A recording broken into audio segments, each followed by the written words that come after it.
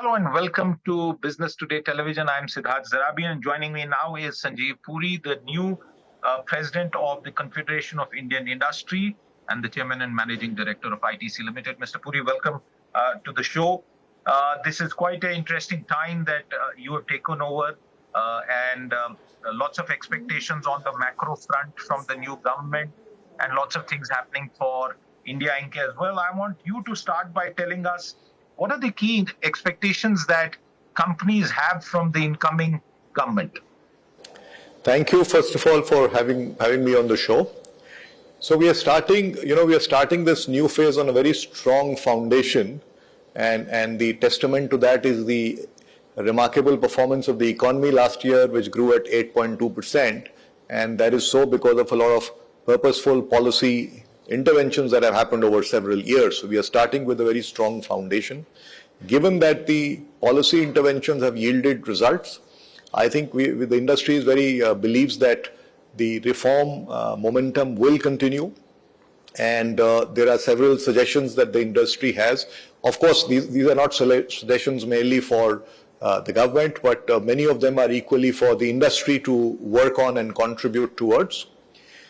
So, one of the very important areas of reform, a lot of reform, as you know, has happened at the central level, but the next set of important reforms lie at the intersection of, or lie within both the state and the central domains.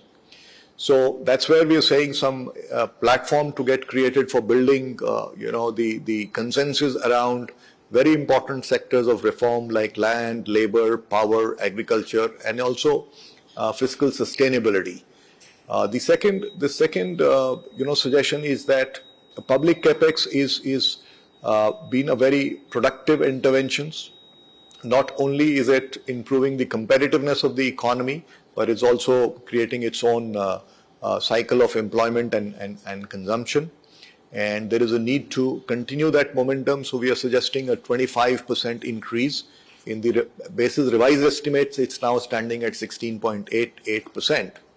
And a lot more thrust, perhaps with the addition, could be given to the rural areas where, investment in housing and in the agriculture related, there is a lot of opportunity. The third area that we are recommending is that, there is the climate crisis and the consequent transition is extremely important from a competitiveness perspective, also for the economy to decarbonize. And that's where a creation of, the resources required for that are tremendous. So creation of the mechanics for a green fund for these are extremely important.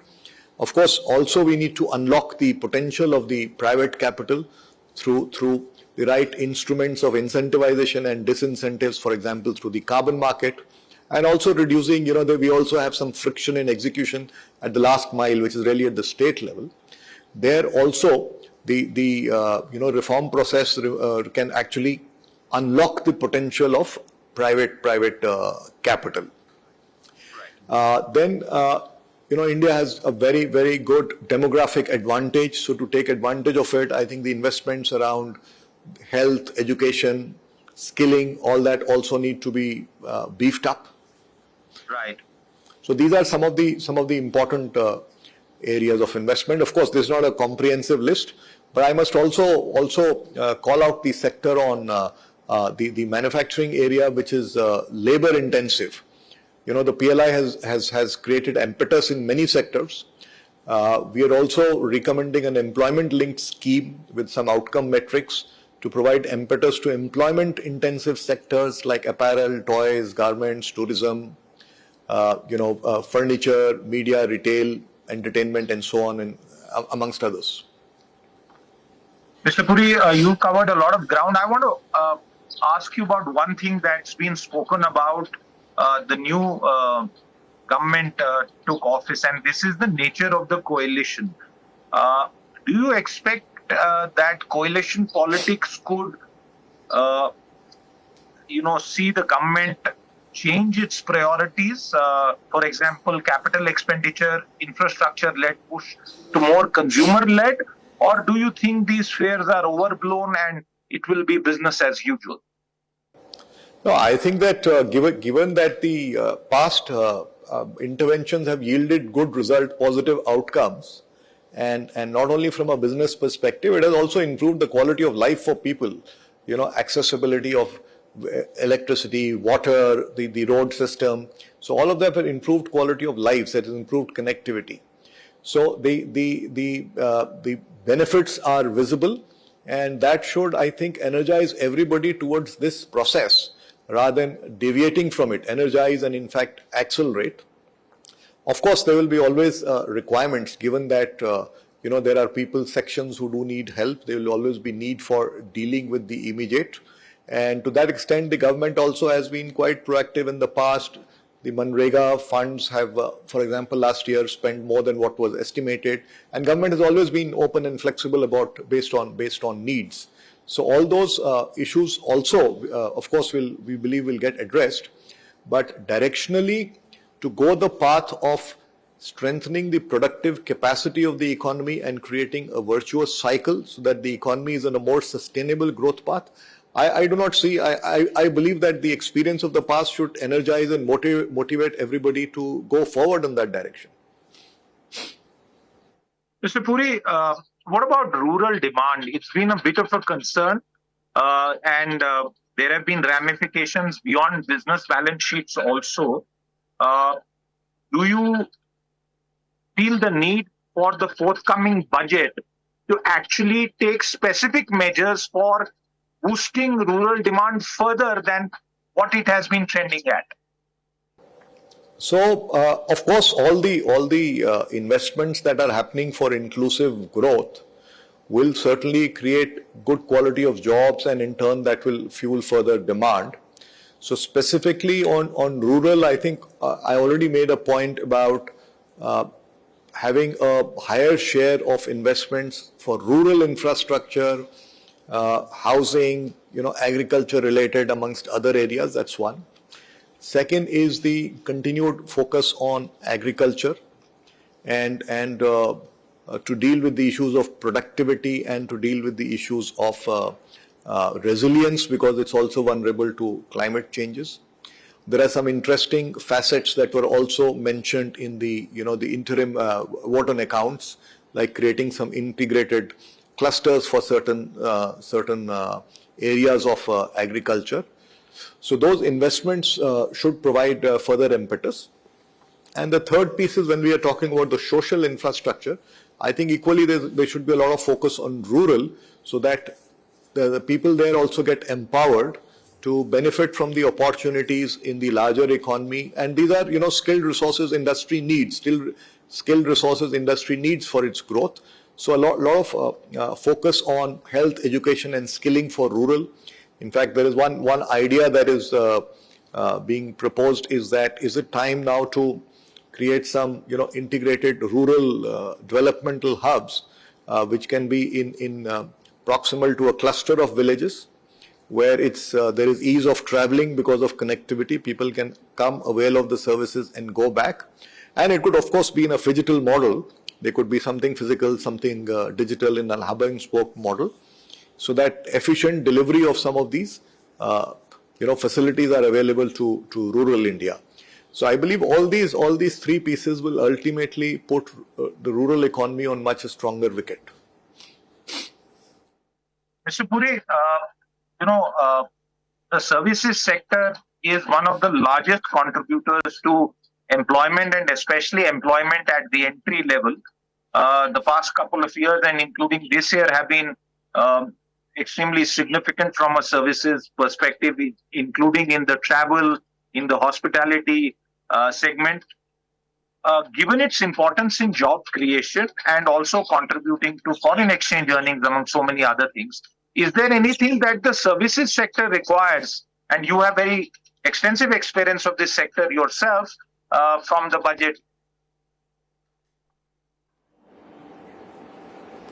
So, in services, one portion is tourism, and there is also the large piece in India, which is the technology-related services. I think that is, in some measure, continuing to do well, because we see a lot of GCCs coming into India.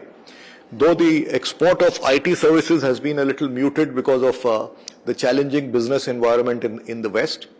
But that's the way, technology is the way the world will move towards. The world is going to have greater digital transition. So it's a matter of time that it will pick up.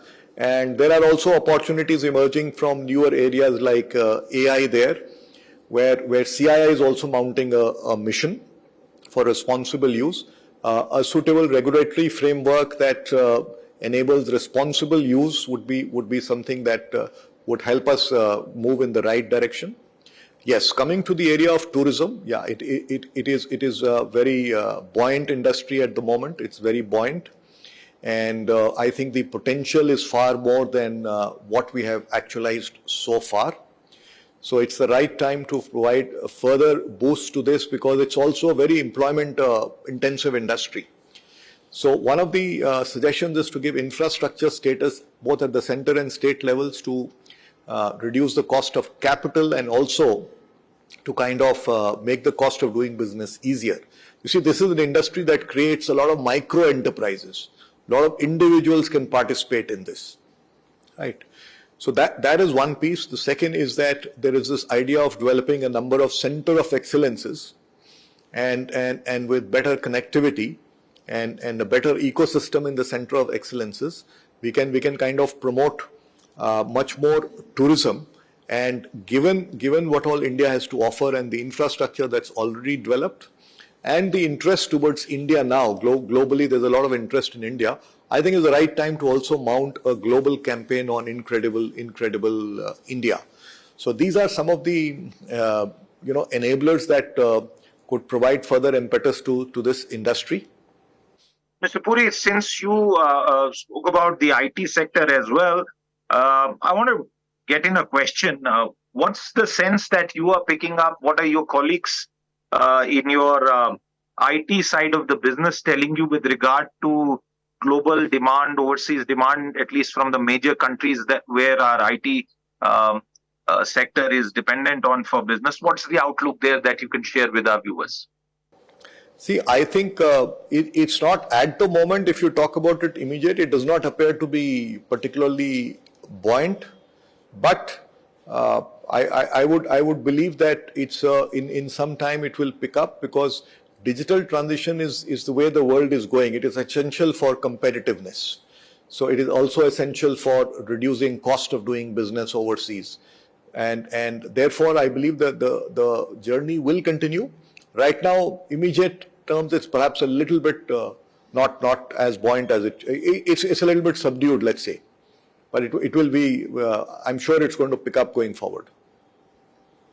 Let's turn our attention to one of the things that the previous government had tried to push, and this was after a gap, get some bilateral trade pacts in place with the United Kingdom, for example, and a couple of other major trading partners for India. How important is that for Indian industry? And as CII, are there any concerns that you have expressed in the past or feel the need to address with the government before it finalizes some landmark trade agreements? So first of all, I think the industry very much welcomes the FTAs. FTAs, whether it's for technology, market access, or for investments, industry very much welcomes it. I think these are very critical, because as the world is looking at supply chain diversification, there is a greater opportunity for India to integrate with global value chains.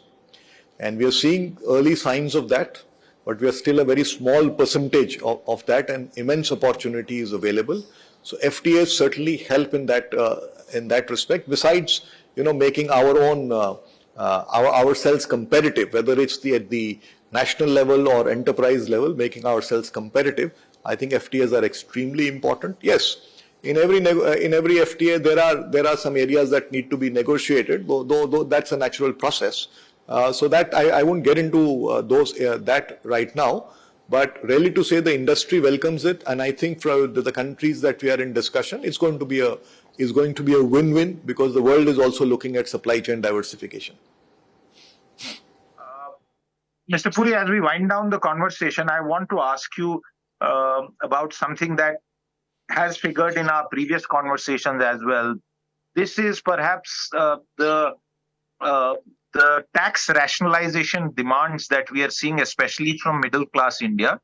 GST also has a certain kind of impact on a certain kind of consumption. We have seen that play out. Your businesses yourself know this. And also on the personal income tax front, is the forthcoming budget an opportunity that you, as CII President, would want the Finance Minister and the government to address in terms of some tax rationalization as well? So the relief has to be the relief, whatever relief is required for really, I would say, the lower ends of the income tax slabs, not and that's where I think the relief could be considered, because we do recognize also that the budget has the priorities of investment for growth, for climate emergency, and also the fiscal consolidation glide path is extremely important. So within that parameter, this could be, that's the relief that could be considered, and it's always welcomes if there is more money available in the hands of the consumers. It will certainly give a fillip to consumption. And as far as GST is concerned, what we are suggesting is moving to a three rate structure, and to do it in a fashion that fuels consumption for items of common use, and also do it in a fashion that the aggregate is revenue neutral, or if it is feasible, even moderated. Mr. Puri, as the head of India's largest industry association, what would you tell the GST Council, which is such a powerful body, with regard to moving forward on reforming whatever ticklish points still exist in GST, and making sure that it is good for all stakeholders? So there is one point I mentioned on the three-tier rate structure. The second is the areas that remain outside GST, whether it's petroleum, it is real estate, and things like that. They should all be included in the whole GST value chain. And the third, of course, is an ongoing process. As GST is a big transformative transformation that's happened in the economy, and naturally there are learnings around it. And there is a very constructive engagement with the government. Government is very open to suggestions. And that's a journey that on simplification and dealing with some of the opportunities that arise out of the learnings. I think that's an ongoing process. So these are really the three broad buckets of what I would be suggesting. Mr. Puri, there are so many things that industry and other stakeholders expect from the new government. So far, it's very clear that the government intends to continue down the path that it has been on for many years now. And the forthcoming budget will be an opportunity where perhaps greater clarity will be available on the specific programs and measures that the government intends to pursue. We'll connect with you then again. Thank you for now for joining us and taking out the time to set the agenda for the new Modi government. Viewers, with that, it's a wrap on this conversation. We'll be back with many more interesting conversations. Do stay tuned in. Back with you after just a small break. If you like the video, do like, comment, share and subscribe.